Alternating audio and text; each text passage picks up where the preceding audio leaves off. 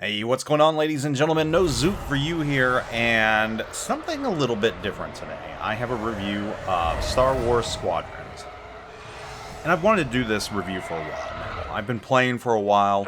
I've enjoyed it thus far, but there are still things about it that I really need to get off my chest. Things about the game in general, the support, everything else. So this review is going to be kind of a 5,000 foot overview. It's not going to be deep down in the weeds. I'm not going to go over every single minute detail about the game, about the campaign, about multiplayer. I just don't want to do that. I think that is something that's probably already been done by numerous people by now, but I just want to say my piece and also give you all an idea, if you're on the fence, whether or not you may want to invest time into this game.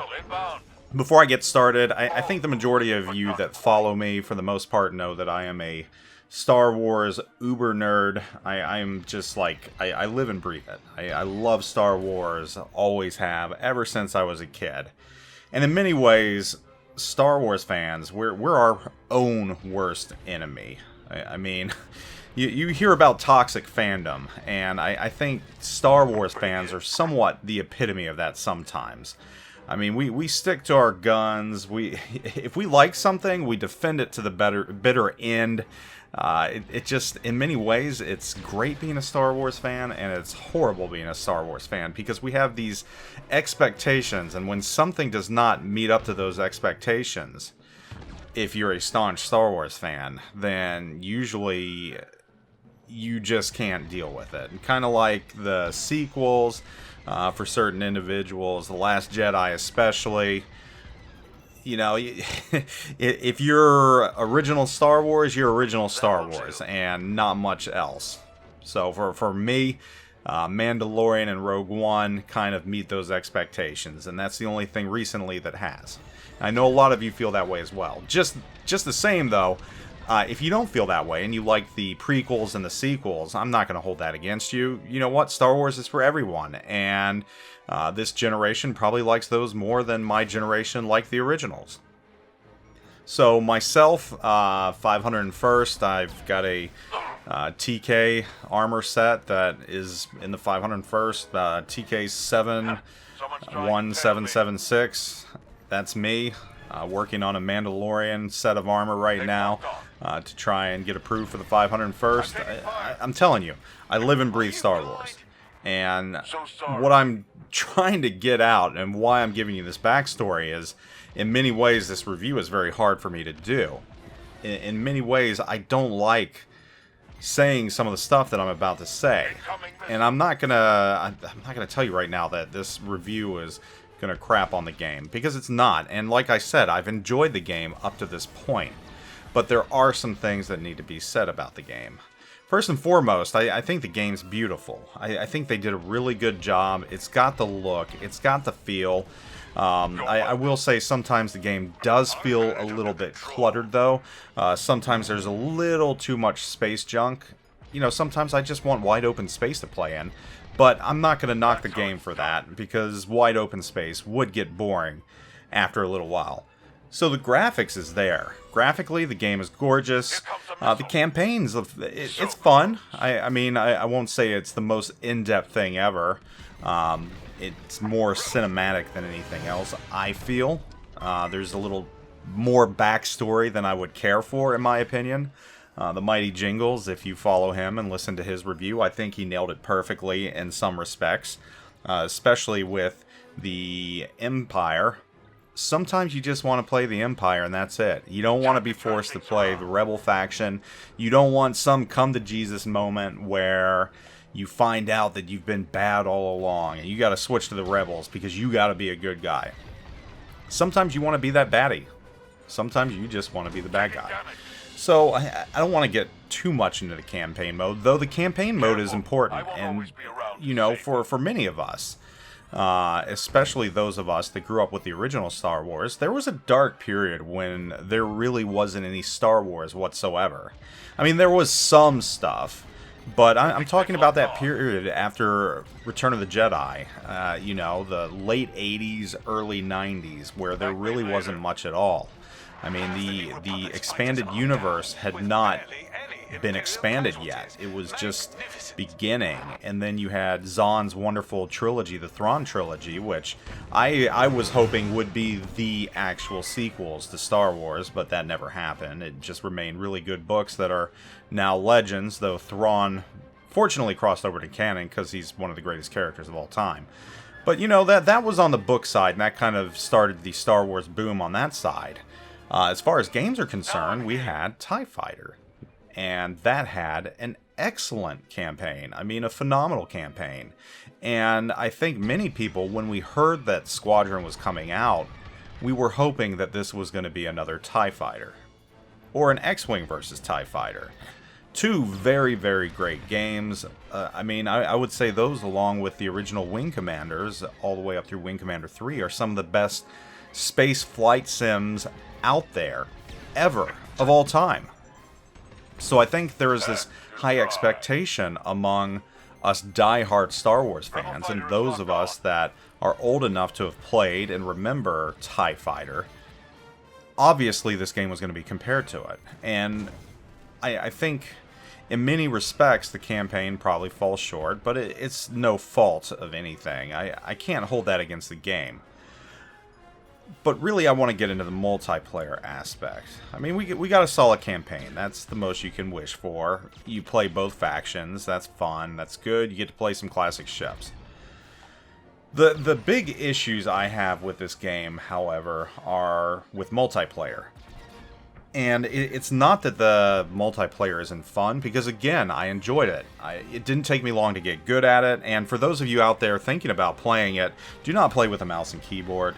Just do not. I purchased the Thrustmaster and it hadn't made it there yet. So bad was mouse and keyboard that I waited an entire week for my joystick to show up before I played. And within a short time, I became very good at the game.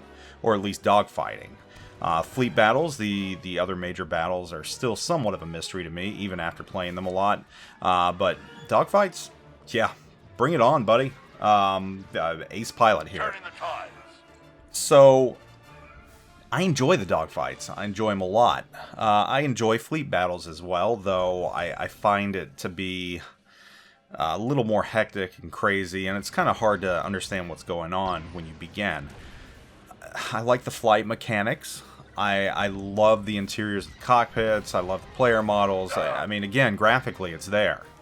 The maps are there. I mean, they offer something unique and different, and again, while I would occasionally like wide open space, that's not always a good thing. So, you're hearing all this, and it sounds great.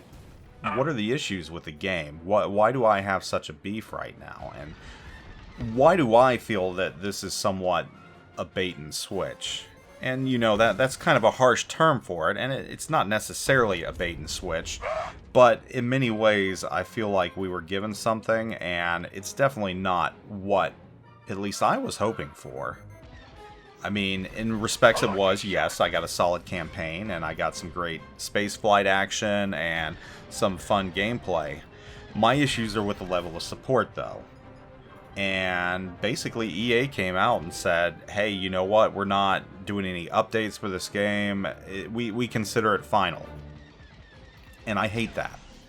I hate that a lot because this game has so much potential, and I think this is what aggravates me. This game is not TIE Fighter yet. It could be, though. This game has the potential to be so much more. But I suspected when it was released at $49.99, or was it $59? I can't remember.